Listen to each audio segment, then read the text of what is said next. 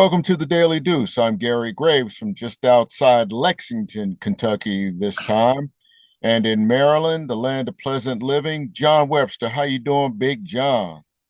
Gary, I'm doing real good, man. Another great week in sports. Some stuff we really need to talk about with the NFL. Some things we need to talk about with the NCAA. We have some interesting results with both the NFL and the NCAA football this past weekend. But we're going to Yes, start indeed. off first. Well, I'm being remiss. As always, let's say hi to our main man, our traffic cop, John Pitt. Still on the mend, still doing well, still recovering. John, we miss you, man. We can't wait till you come back. Yes, indeed. Come on back healthy so we can make this a three-man party now. Three-man booth. Gary, let's start off with the easy stuff first. Easy stuff. Giants had 5 straight turnovers. They lose to the Saints. We can go ahead and sweep that right out the door.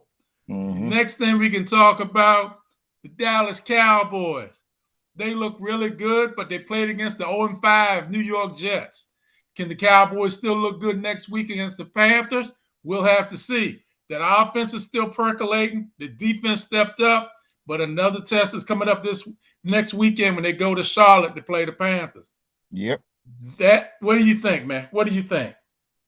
I agree on both counts. Of course, anytime you play the Jets, and really, I'm not a Jets fan by any stretch. Okay, let me make that part clear. But I have friends who are Jets fans, and I really feel for them because there is just no hope with that team. I mean, it's just no matter who the coach is, no matter who the quarterback is, there's just no hope.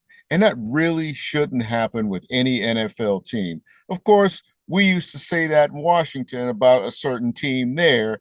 And, there's hope. In fact, there's probably too much hope at this point in their rebirth, I guess you could call it. So, I guess, there is something for them, but it just ain't this year. The Cowboys, nothing about the Cowboys surprises me other than the fact that the record doesn't really reflect how well they're playing.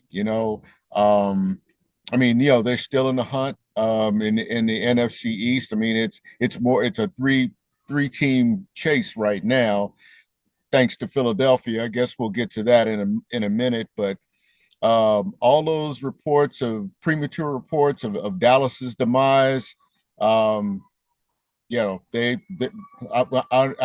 don't want to hear it right now. And remember, I'm not a Cowboy fan.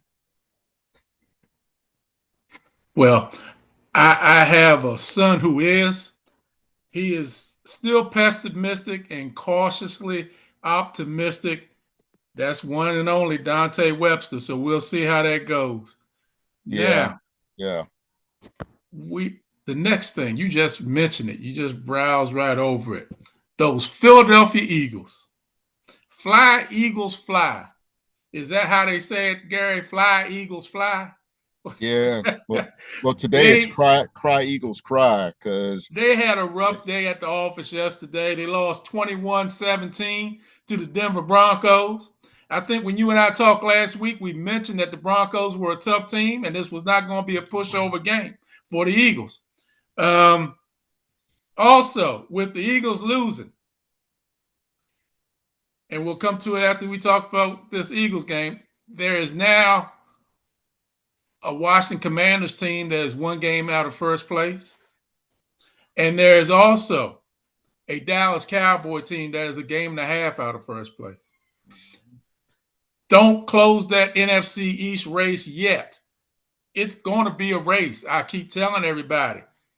Philadelphia is going to be in the heat of it, but they will not win the Eastern Conference this year. They will not win it. And yesterday, Devontae Smith had a great game. AJ Brown did not. AJ Brown did not. Well, he had 5 catches. He did for 43 yards. He didn't have the kind of game he wanted. he gave Saquon up on a Barkley has route not that could had have the won the season game. he's wanted so far. Go ahead. What you say, Gary? I missed it. Go Yeah, ahead. he gave up on a route that really could have won that game for him, could have clinched that game for him. And that, Yeah, I was they're going talking to. about that today. Um, and usually I, don't like to follow chatter, but yeah, he had 5 catches. So I guess on the one hand, he should be happy because he was complaining that he wasn't getting the ball. But then when there's a route, I mean, he gives up on a route. It's like, I mean, every time, these prima donna receivers talk about, oh yeah, give me the ball, I'm still here and all that stuff, then they disappear. I've seen it so much. And yesterday was just another example. And it could have clinched the game that they gave up. Ladies and gentlemen, you have just seen Gary Graves with a hole in his spurs that has been burned.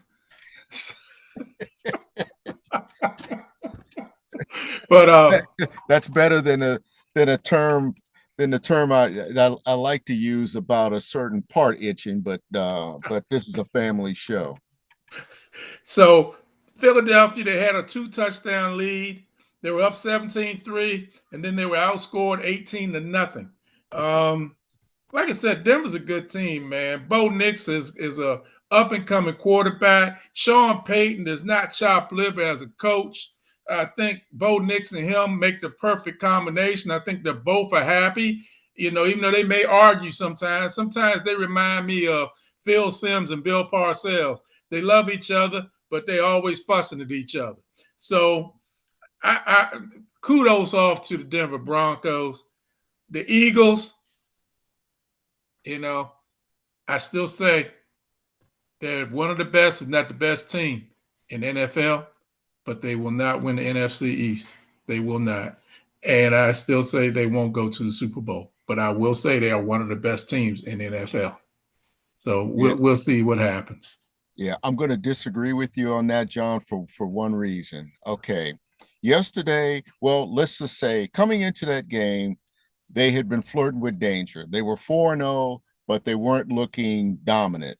I mean, even in the game in Kansas City, while they were the aggressors, you didn't see a team that was clicking on all cylinders. And you figure, yeah, they're going to get better. And that was my contention, I think, when we discussed this just last week. But when you're flirting with danger as they have been, with close finishes or games that they had to gut out, that on the one hand you think they're going to get better, but at some point it's going to come back and bite them in the end, which it did, in a way that I never would have expected, with them blowing a lead like that at home yet. Even though Denver, you credit them for making a comeback, but I'm putting this one more on the Eagles for blowing it in a place where they had the crowd in their favor in their favor. They just didn't. They couldn't close the deal. And again, while I want to point the finger a little bit at AJ Brown for just giving up on a route that really, again, could have given them yardage, might have even given them a touchdown. That when you have failures like that, it's team wide, and because it is a team game, and they took their eye off the ball, and that's the kind of thing that, again, the bad part is they flirted with danger, and it hurt them. On the other hand, it might have been the wake up call that they needed, because they could have easily become overconfident if they had won that game and said, yeah, look, we can beat anybody, even on our not on our best day. But they were going pretty good and just let a team off the hook, and that's a cause for concern for me, that they can't let one loss become two.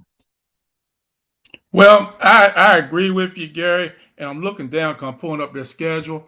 I will say this for the Eagles, and then we got to move on to those Commanders. They could easily right now be 2-3. Would you agree or disagree with me?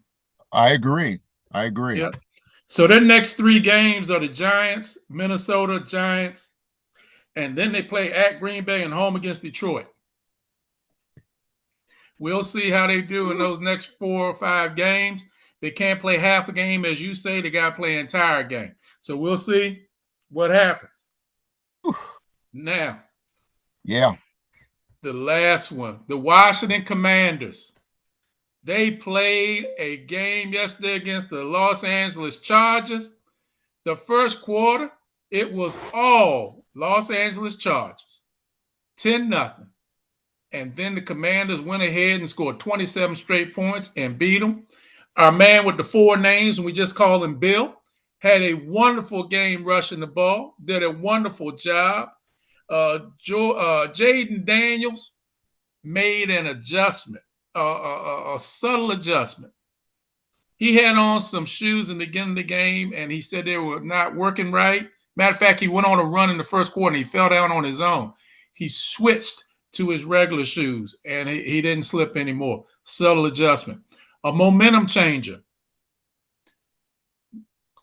Chargers up 10-0. Looks like they're getting ready to go for another score. And the wide receiver, I forget his name, number 1, runs across the middle. He's running down the sideline, knocked the ball away. Lattimore recovers a fumble, and that changes the momentum because instead of him getting a score and making it whatever, maybe 13-0 or maybe 17-0, Commanders went down the field and I think got a field goal on that. Another momentum changer. Chargers had a punt return for a touchdown. Call it back for running into the kicker. Automatic first down. Commanders go down the field, score a touchdown, and it's 10-10 at halftime. All Commanders the second half. They had 3 or 4 sacks yesterday on Justin Herbert. Deron Torrance, I think, the number 92. Wonderful day. Kinlaw had a wonderful game as well. The defensive backfield stepped up and played really well. Sanders Still, Lattimore, they played well. It's a good win for them. Now they're going into next week. I can't even think of who the Commanders are playing next week now. Who are the Commanders playing next week? Who are they playing? What I can't even think of it now, Gary. Who are they playing you can next week? probably access the schedule easier than I can. Yeah, I'm getting ready to look it up now. Next week, the Commanders will be playing the Chicago Bears on Monday Night Football. So let's see if they can win 2 games in a row. Let's see if they can get some continuity going.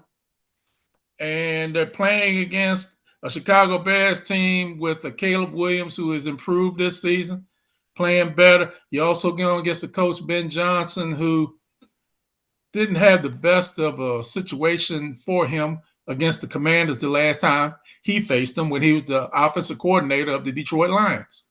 So, it's going to be an interesting game. I think it's going to be a great game, and we'll see what's going to happen. But all in all, Commanders played well. Deebo Samuel caught some really important passes out of the backfield and over the middle. The running game was really strong, whether it was Bill, whether it was Rodriguez.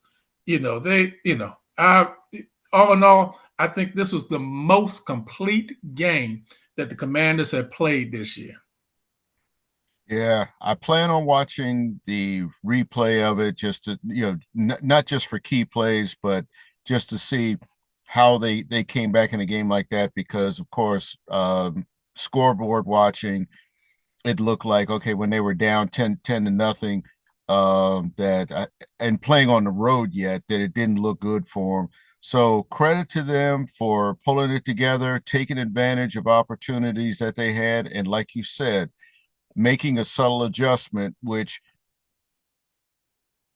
can come down to, say, just changing cleats. Vince Lombardi was one that even on his home field, if he felt like they couldn't get traction in one type of shoes at halftime, they would make the adjustment, come out, with deeper cleats or something, so they could dig in a way that their opposition couldn't. Such as the Ice Bowl, where you needed all kinds of adjustments of things like that. But it was a good win, John, because we talked about these next 4 games being important, and the importance really of coming out of it at least with a winning record, coming out of it with a 500 record, that they could be 4-4 and still have a chance at the division. You hope that they win them all, of course, but 3-1 it would be optimal looking at the schedule. But that was a game that I was a little nervous about, especially going there and going against the Chargers with your boy Coach Kaki. Um, they left the Chargers with a lot of questions about themselves because how do you jump out to a 10-0 lead and give up 27 straight points, even with mistakes? That was a complete breakdown on their part. And I'll say that it was something that the Commanders won rather than the Chargers lost, because from what I could tell, that they just took charge in every phase and took advantage of their opportunities, and they flexed their muscles, maybe more even in a way that they didn't against Oakland. It was a complete win by the Commanders. I thought this was a more thorough win even than the game they had against the Raiders. So I'm interested to see how they go from here. You know, after 5 games last year, they were 4-1. After 5 games this year, 3-2. They 1 game off the pace. Chicago game is going to be a key game. Let's see what happens with them in that game, and then we go from there. Now, Gary, as we move on real quickly, because I know we're running out of time, let's look at this college football landscape, man. The first thing I want to do is apologize to you, Gary. I want to give you my deepest apologies. I wore a Maryland jersey for the first time in 25 or 30 years this past Saturday when they played Washington. I think I may have jinxed them. They lost 24-20. I may not have should have worn that jersey, so please accept my apologies, man. Okay. But they got Nebraska, they got UCLA, and they got Indiana. I still think they can be 5-6. I think they can be 6-1 going into this game against Indiana, man. That's what I hope, man. I really do. Well, John, I appreciate the apology. I appreciate the confidence that you have in him. I really do. The funny thing about that is, for that exact reason about jinxing them, that's the reason why I didn't wear any of my Maryland gear on Saturday. And watching here in Kentucky, and I was watching the Louisville game, and that was a back and forth game with Virginia that I was a little surprised. Well, I was thinking, it's like, well, do I bring out a Louisville mug or something? And I tried to stay away from it because that game was just was just so up in the air. And as I'm watching that, of course, I'm watching the Maryland score, and I'm seeing Washington just creep back in a little at a time. And I'm thinking, you just don't blow a game like that at home. Again, when you're a coach, you say, let's not let a loss become two. And in that Yeah. case, when you lose a lead like that, a game that they seem to have in control and then just lost it, much the same way they won at Wisconsin, which seemed to be in control at the beginning, and Maryland just took over from there and beat them in all phases. A collapse like that, it permeates your locker room, and you have to talk to your guys, and you have to come up with some kind of defensive strategy that you don't let teams back in the game. I think when you get a lead like that, you get comfortable, and we've seen it happen so much, especially just in the NFL yesterday with all the comebacks, such as the Commanders. It's just you just gotta lock in and remember that it's a 60-minute game if you're Maryland, because you're not going to get too many opportunities like that. Say what you will about Washington not being considered one of the power teams, but it's also a program that 2 years ago was playing for a national championship. Different coach, different personnel, but still the same kind of culture, winning culture that makes them a team to watch. Maryland had a great opportunity to gain another Big Ten victory, and they let it slip. And as a result, even though you like these next three games before they face Indiana, I'm a little concerned because they just lost an opportunity and they could take their eye off the ball, so to speak, against Nebraska, UCLA, and I forgot who the third one was you had mentioned. Well, Um, they have the next two in Nebraska and UCLA, and then they have Indiana. Oh yeah, And and I, I'll Indiana is just that team I think is a sleeping giant, even though they're unbeaten and ranked that last year they scratched the surface. This year, I think you could really see them make some noise, but you got to take advantage of these next two games against teams that are somewhat on Maryland's level, and you can't let them off the hook.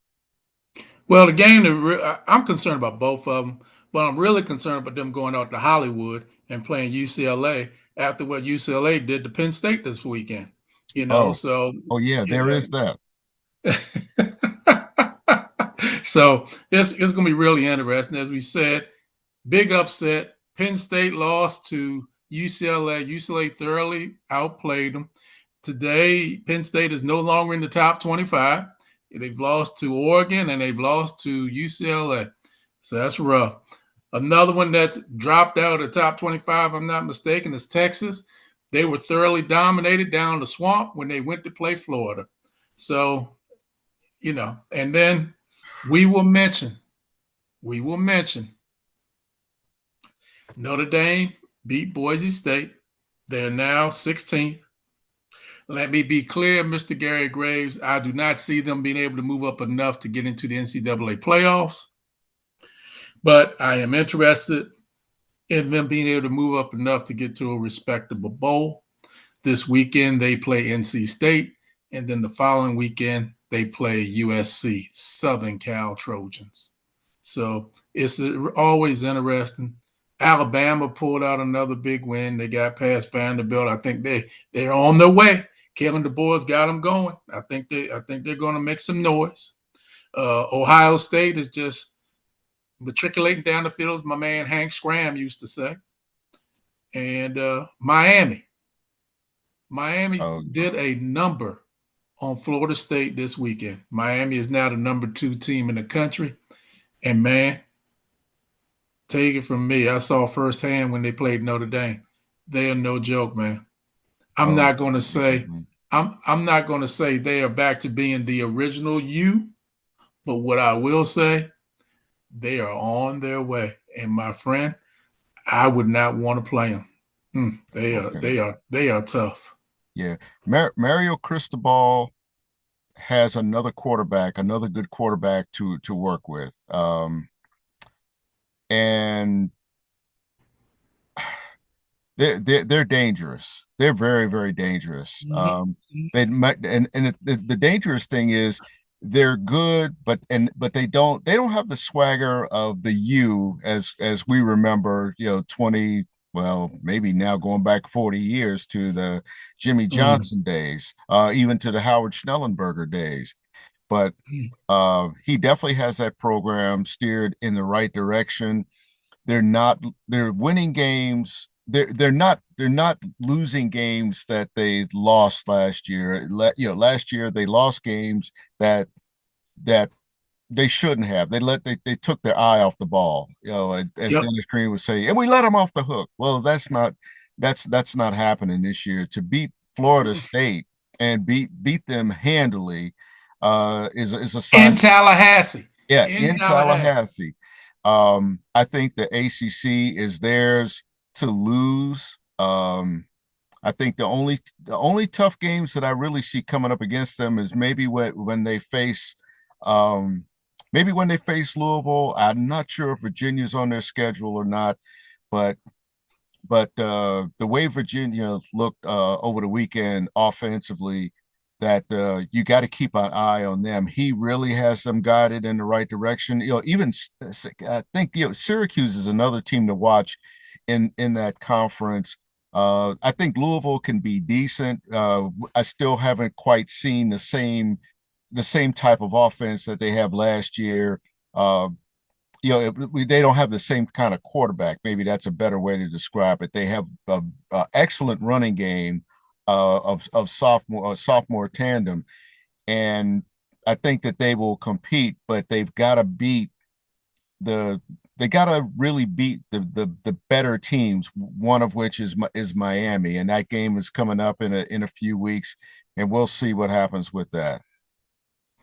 I'll just say this to add to your list. Don't forget about those guys down in Georgia called the Rambling Wreck, Georgia Oh, Tech. yeah. Oh, There's yeah. something to think Forgot about. about them too. Woo. Yeah. Yeah, And they're probably undefeated. one of the best quarterbacks in the nation, one of the best dual threat quarterbacks in the nation. Yep, they are undefeated, man. Quickly, Major League Baseball. You're down to your final four on American League and National League. Who do you have? Phillies and Okay. Dodgers. Who you got? Dodgers, Milwaukee and the Cubs. Milwaukee, Yankees and Toronto. Blue Jays. That team is, oh my God, they're killing the ball. Who knew? Who knew? Detroit, Seattle. That's the tough one, but I'm going to go out on a limb and say Detroit because Detroit is playing with house money. Those wild card teams that get in and win a series, they're the most dangerous teams to watch, such as the Washington Nationals not too long ago in another generation. Gary, go home. Go ahead and take us home, man. Well, John, you just said it. There's so much to watch. Major League Baseball playoffs. By this time next week, we'll be looking at the league championship series. We'll be looking at probably two or three more marquee college football matchups, and of course, those Washington Commanders, who now are clearly the best team along the 295 corridor by several games. We didn't even get a chance to talk about the Ravens, maybe because there's nothing really to talk about. But again, that's why we watch sports and talk about them. That's why you all watch sports. Come back and watch us on YouTube, on Facebook. We'll send you a link to watch us even on your phone via email. So just watch it, take your mind off your everyday problems. That's what sports is for, John. Hey, thank you again for everybody watching us. Another great week in sports. Gary, thank you for all you do to give us these wonderful analogies and analysis of what's going on in all these sports. Watch some NFL football. Watch some NCAA football. By this time next week, we may have a WNBA champion. Las Vegas is up 2-0 right now on Phoenix. Mm-hmm. Watch some golf. Watch some Premier League soccer.